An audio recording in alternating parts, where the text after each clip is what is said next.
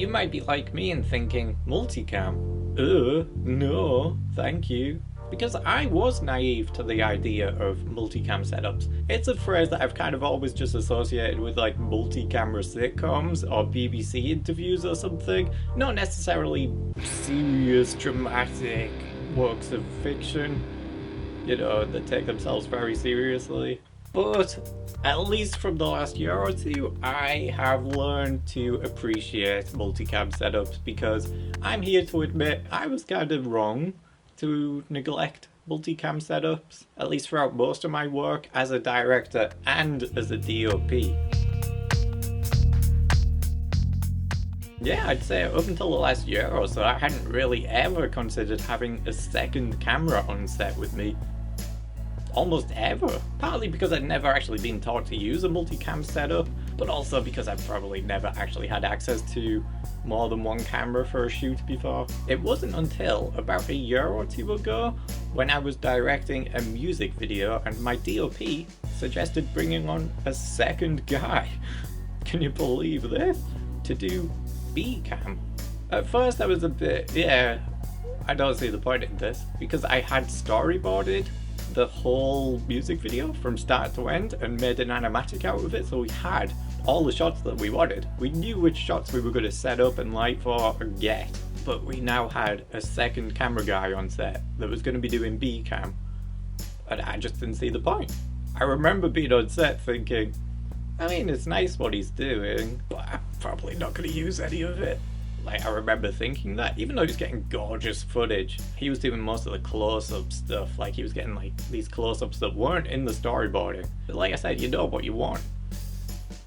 Or so I thought. Because it turns out that an animatic, for as good as they are, doesn't necessarily translate into how the actual edit will play out. My drawings are just static images.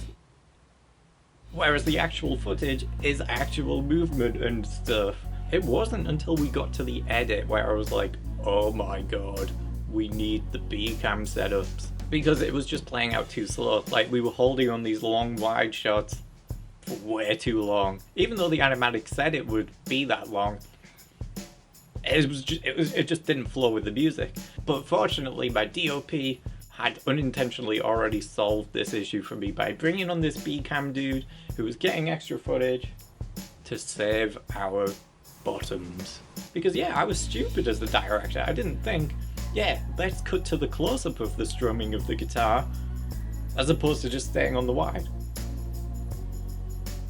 I mean, it makes so much sense now in retrospect, and you probably do think I'm a stupid director. You wouldn't be far off thinking that, but that's just how you learn. Then when I was directing a short film not too long after, I had a new director of photography, but now I went in thinking, let's get a B-cam operator. So we got this other guy who specialized in more wildlife photography stuff, but he was great at like close-ups of people. And we got him because we were a bit worried about the shoot taking too long. Like, I was working with my producer / first AD at the time, and we were a bit worried about scheduling the time, like if we had enough time to film this 10-page script. And my idea, going off the music video, let's just bring in the second guy. And we could shoot like shot reverse shot with two cameras at the same time. I mean, most films do avoid using multicam setups for typical shots like this because the director of photography typically does want to be able to light for each shot, like independently, because when you light for a wide and then you go in for a close-up and another close-up at the same time, the light might not be perfect for each shot. And you do miss out on that. That is one of the cons about using a multicam setup for fiction, but it paid off. It gives you more room in the edit to play with different things. So helpful. And then I was director of photography on a documentary called Hair. One of my first instincts was, let's get a second camera. Makes sense on a documentary a lot more than fiction, because a lot of the time is spent doing interview setups. So of course you want to be able to cut to close-ups from a wide. Because the thing is, with an interview and a documentary in particular, you want to capture their reactions and their emotional states as it's happening in real time. You don't want to have them go through a whole piece of dialogue that they're thinking of on the spot again, but just for a close-up, because you're not going to get their natural reaction. So multicam setups seems obvious for interviews, but again, on another documentary shoot that I did about 5 years ago, I only had one camera for interviews. It's fine, it wasn't as serious as the hair documentary, but in retrospect I'm like, I could have cut to a close-up there if I had the camera set up, which I didn't. Because yeah, the hair documentary, it's a very emotional piece. You're getting into people's real life stories, and it's about a very sensitive topic. But you don't want to be stuck to just one camera angle the whole time, especially when we had them talking for about an hour each, and then we were cutting them up, and they were going to be part of a 50-minute long documentary, like spliced up here and there. Even just to change up the pacing, you do want to change it visually every now and then. And one way is to have an A cam and a B cam, because then you can get closer and be like, oh, I enjoy making this video because I have 2 camera setups.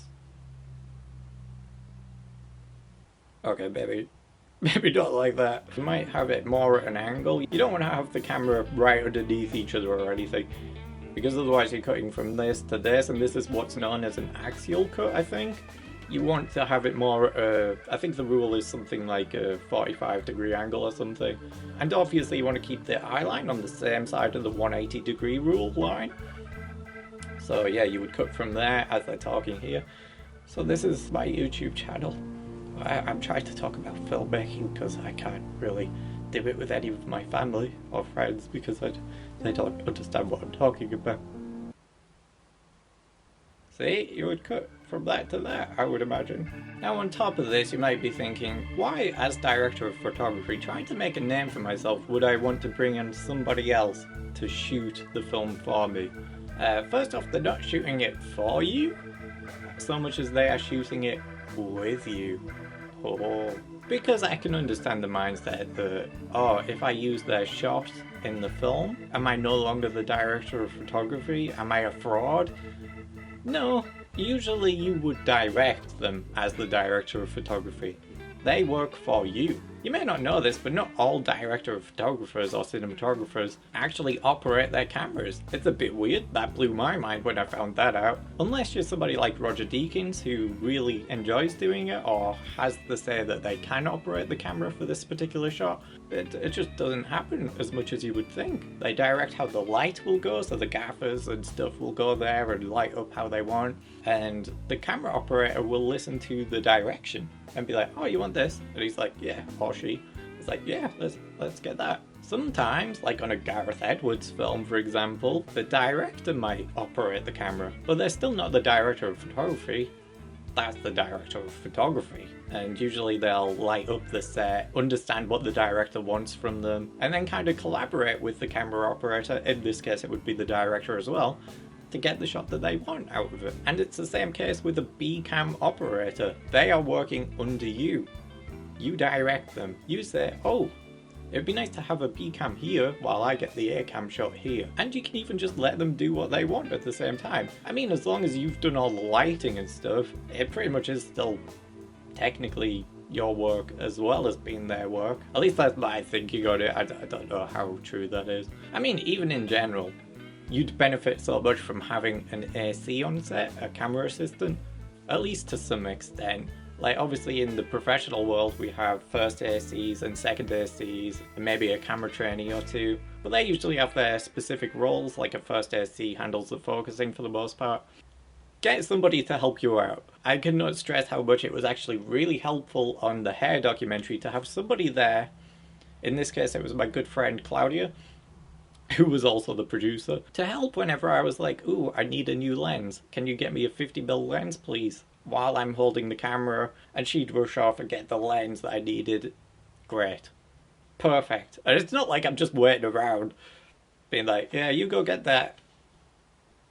I'll just wait here. It's not like that. You are always moving around. Like, maybe you're moving the tripod or keeping the camera steady. Like, there's always something going on set, and it can get stressful when you're in a fast-paced environment like set work. So having somebody there to just help is really nice. And even just when you're recording, like having somebody on B-cam while you're on A-cam, just even making sure that it is recording, because that does happen sometimes. You're just not recording and don't even realize. Yes, I am stupid, but it is helpful. Of course, there are cons to having more than one camera on set. You might be worried about the weight of it, because like, especially if you've got a big bulky camera, you don't necessarily want to be carrying around two of them if it's just you and the director, for example.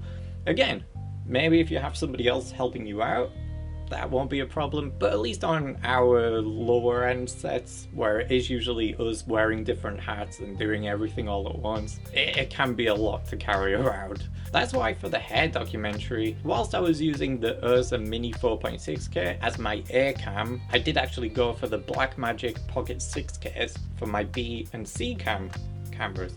Yes, I had 3 cam setups. I'll get to that in a bit, but the reason I went with these cameras was that they are small and lightweight in comparison to the Ursa Minis, whilst still kind of capturing a very similar looking image and still being good enough that you could cut between them and the Ursa Mini in the edit, and it not really being that much of an issue. I did have a bit of a worry with the dynamic range difference, but it's fine.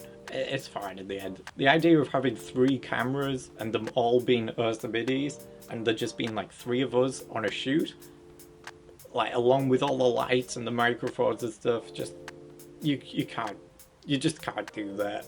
You just can't. I just wouldn't put that on my crew. So yeah, by the end of the documentary, I ended up preferring having a 3 cam setup than a 2 cam setup, which I already had learned to prefer over a 1 cam setup a year before.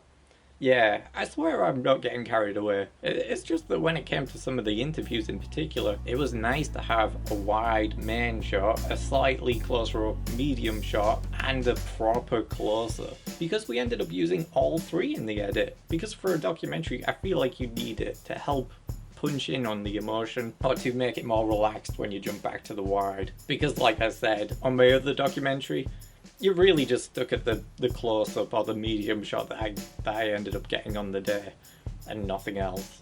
And I don't think that would have worked as well with hair. Obviously, the alternative to using multicam setups to get a close-up image from a wide is to digitally punch it in, which can be fine if you're shooting at 4K or something or higher, but at the end of the day you will be losing image quality, and you will go back to having the axial cut, where you're on the same line of sight and you just cut in closer, which a lot of people don't like. I don't mind it, I'm doing it throughout this video. Professionally, it's maybe better to have a second camera, because another benefit is that it'll also save you the headache of worrying if you'll end up with corrupt footage or not, or the worry that you might not actually be recording at the time. Because having 2 or 3 cameras, you're almost guaranteed to definitely have the footage from at least one of those cameras at that time. And again, on a documentary, more vital than ever to have the footage as it happens. Not so much an issue with narrative work, but at the same time, when you're working on a set and you've got a set hours, it is nice to be able to keep up that fast pace, and a second camera can help you keep up that fast pace, and it will make sure that you definitely have got the shot. Obviously there are cons to this as well. Nothing's perfect apparently, because obviously when you're shooting multicam setups, you're increasing the need for more storage space. And one of my biggest headaches with filmmaking is storage space. I am so fed up of having to keep track of what's on certain hard drives, needing to buy more hard drives to keep up with the film that we're shooting, and adding more cameras to a scene that you're shooting only doubles or triples the amount of storage you need. On the documentary shoot, at the end of the day, I just went with 1080p recordings for most of it because it looks good enough. I don't care what people say. Nobody has been able to tell so far from watching it, even on the big cinema screens. It cuts so well with the 4K footage. If you look close enough, yes, you can see the compression, but I'd rather have the 1080p footage than just have the one 4K camera setup. If you have access to more than one camera setup, at least for documentary, you have to go with the 2 cam setup or more. It just makes so much sense. And yeah, you've probably been watching this thinking, duh, of course you have to use more than one camera for a documentary. Yeah, I know, but not everybody is aware of these things until you've tried them or you've come into a problem where it would have benefited you. That's kind of who I'm aiming these videos at the moment. Those lower down people like myself who are just kind of learning. So yeah, thank you guys for watching. I am no longer naive to multicam setups. Probably to the point where I overdo it and bring three cameras on a shoot half the time now, but